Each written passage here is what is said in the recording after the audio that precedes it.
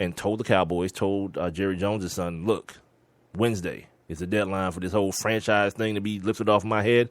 And for me to get this $40 million I want guaranteed like Calvin Johnson got, and this 5-year deal is this long-term security, or I ain't coming to work. I might even come when the game starts. Well, he said he wasn't coming when the game starts. That's what he said.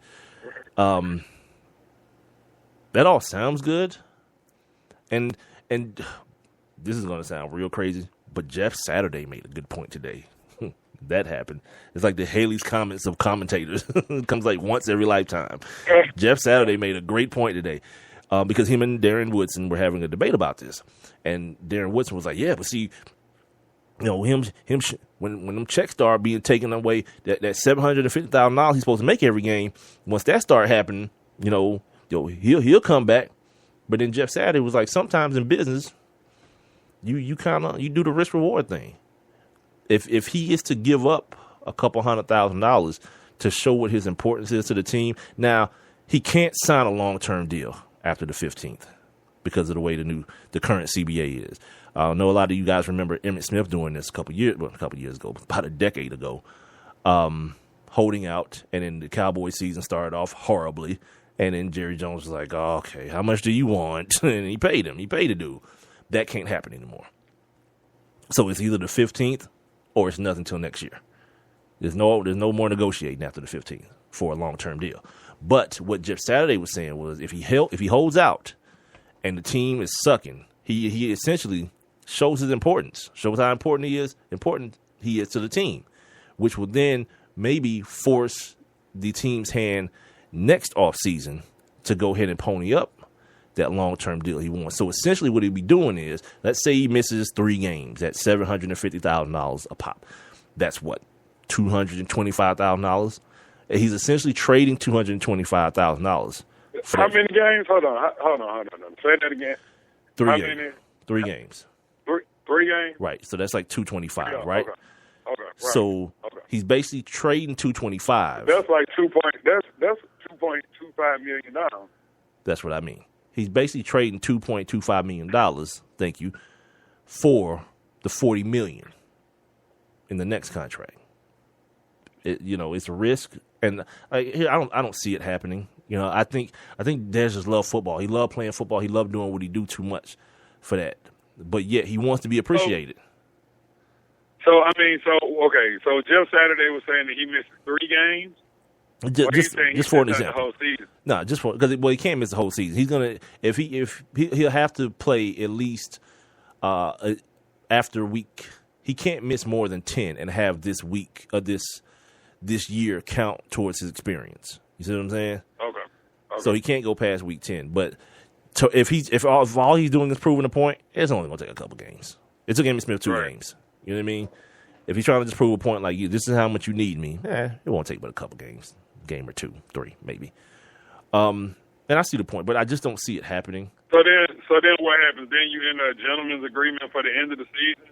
If you can't negotiate a deal after the 15th, is that how you do that? No, from my understanding, you the guy on one of the GMs on NFL Insider was like, you can't get it in writing that they won't franchise you another year, because that's the biggest fear. That's Dez's biggest fear. Is that the way this new CBA is, they can franchise him for like 3 years. Yeah. You know what I mean? And if that happens, he wants Calvin Johnson money, that $40 million guaranteed, or that Larry Fitzgerald money. And the problem, what the Cowboys are saying, which to me sounds stupid, because of him coming into the league under the rookie wage scale, that his salary didn't start where theirs was, so now he can't expect it to accelerate to where theirs is. And I was like, that sounds like bull. in a production-based business where my production is on par. Yeah. I mean, because I did read that last week, and I was like, well, it kind of makes sense. Mm-mm. But if he's living up to expectation, I mean, a fair market value is what somebody's willing to pay. I mean, and I'm sure there's somebody else out there would give him the bread. You know what I mean? Like, that's the problem with them being able to franchise him 3 years in a row. Doesn't matter if somebody else will. They can't. Oh yeah, right. You know what I'm saying? Yeah, of course somebody would. That's crazy. crap. Yeah, So what? So okay, so under that franchise tag, what would he make this year? Like $14 million, something like that. I think so, 13 or 14, something like that. Yeah. They said, And then next year we'll go up by like another $5 million, $4 or $5 million. Yeah. There's like a percentage that it goes up every year. escalate. And they said by the time it's all over with, if they franchise him for the next 3 years, he'll still only make half of the guaranteed money that he wants now. That's a problem. Yeah, he'd be right at 20. It'd be right at 20. Yeah. That's a problem because it's one of those things, man. That I think it seems a lot worse than it is. It's something to talk about during the off season, but I think Dez will be there week 1, maybe not for training camp, because like Bebe Thomas is in the same situation. Jason Pierre-Paul was in the same situation until he decided he wanted to blow his damn finger off. Speaking of Bebe, dude, for those of you who don't know, Demaryius Thomas, the wide receiver for the Denver Broncos, his mom and his grandma, when he was a kid, were running a crack outfit. Not necessarily a crack house, but a crack outfit where they was like a distributor in crack in this small-ass Georgia town. And they ended up going to jail for like 24 years, I think, were their sentences, right? His mom and his grandma. I will repeat that. Mom and his grandma was trapping out of, like, I don't know, Barnesville, Georgia, some little hick town, 2 stoplight type town here in Georgia. Anyway, President Obama has commuted their sentences, cuz. Yeah. Holy smoke. This is awesome. Was it just them? It's like 46 other people. But, Yeah, in Georgia, though. But it's like in Georgia. But he's Bebe is the highlight of it. It's like 46 other people or something like that. But I don't know, dude. The reasoning behind it, I think, is awesome. He says, quote, "These men and women were not violent criminals, but the overwhelming majority had been sentenced to at least 20 years. 14 of them had been sentenced to life for nonviolent drug offenses. So their punishments didn't fit the crime." This is per the New York Times, the video feed. He says, he goes on to say, "I believe that America at its heart is a nation of second chances, and I believe these folks deserve second chances," end quote. Yeah, he didn't say one other thing. He didn't say what they were. Negus. Oh, there he is. Negus. Yeah, I would venture to say that the great majority of them were exactly Negus. Well, but I'm gonna tell you, man, like, when you the president and you going out, like that's when you really get it in. Yeah. It ain't, it's like you take that ass whipping for, for the first 7.5 right. years. Like, however long you stay in office, right? Like with Obama, he took that ass whipping for 7.5 years. Well, it ain't even 7.5 yet, but he's been taking that ass whipping for a long time. You know what I'm saying? He's going hard. And now that he's going out, like this Negro is standing up at funerals saying "Amazing Grace." That dude said the N-word on the radio, dude. Yeah. Like he just basically this is like, I guess what you would call his shining moment, because it's like whatever he wants to do, like, it's okay, and this and the God that the truth is, if he do a couple more things, like, he gonna be all right with every black person. You know in what he the ought to world. do? He ought to pass a law that allow him to run again. He just ought to just do it. I'd vote for him. He ain't got enough supporters like the Supreme Court, Capitol. He ain't got enough supporters. They be like, oh, hell no. That dude said the N-word on the radio. Because recreational marijuana use is legalized in Washington, D.C., right? You know that, right?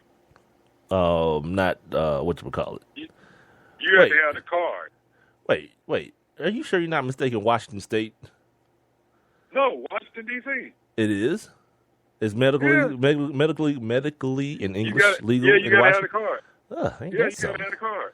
I wonder if Alec knows this. My guy Alex up there. I wonder if he's. I wonder if his glaucoma bothering him lately. So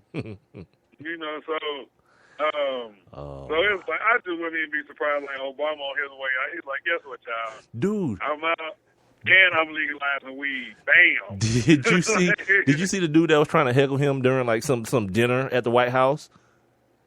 Did you see? You didn't see that? Some dude called himself trying to heckle him. He was like, hold on, homeboy, you in my house. And you drinking up all my liquor. I was like, yes! Dude, this dude is getting so awesome. He said, you in my house, and you drinking up all my liquor. If that ain't N-word stuff, you don't know enough N-words. Because that's exactly how we respond. Some dudes start acting up in your crib. That's what I'm saying. Yeah. God. That's gonna be my new favorite dude now. You right, dude. He took that aspirin for a little while from everybody, black people and white people. Yeah. He said, you know what I'm gonna do? I'm gonna go kill Osama and then show y'all what I'm really about. Yeah. Yeah. All right, where we at? We got like 5 minutes left. Ballers. Yeah. So yesterday, the NFL series Ballers had its third episode. They've already been picked up for the second season. HBO has made that announcement. They made that announcement last week. And the NFL is not really happy about this. And I started thinking about while I was watching last night.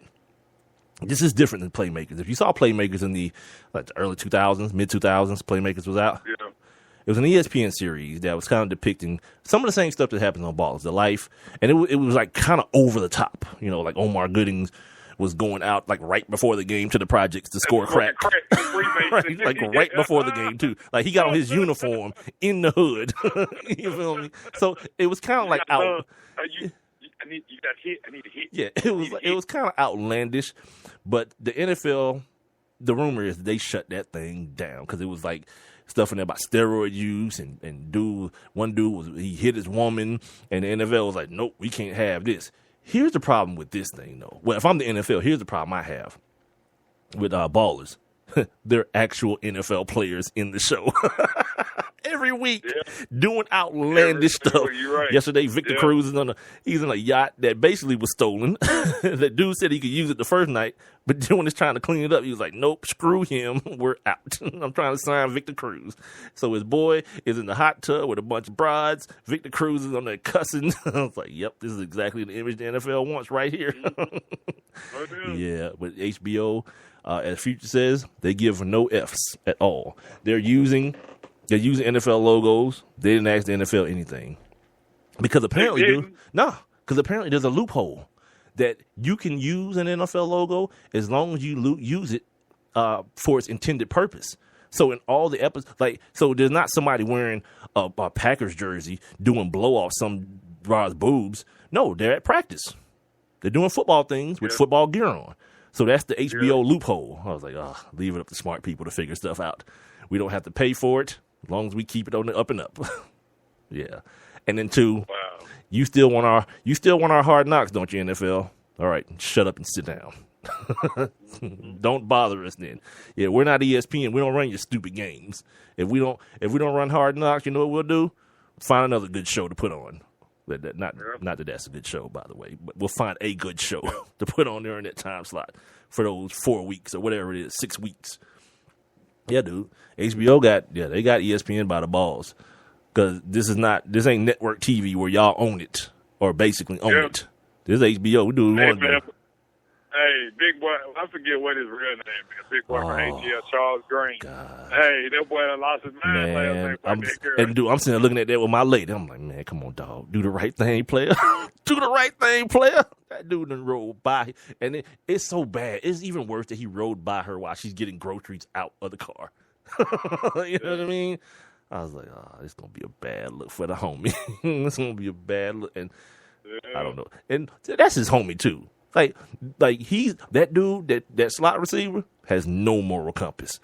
He's banging his teammate's mom, 1, and 2, he know his homie's married, and then turns around and is like, yeah, I gave her your number. What? Yeah.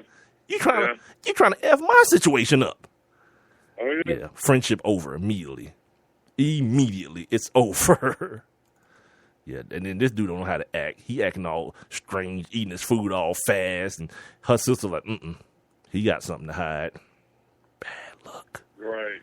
Bad luck. If you can't handle it, you definitely don't need to be getting into it. You got too much to lose. First of all, you ain't getting them NFL checks no more, so now if she take half, it's really half.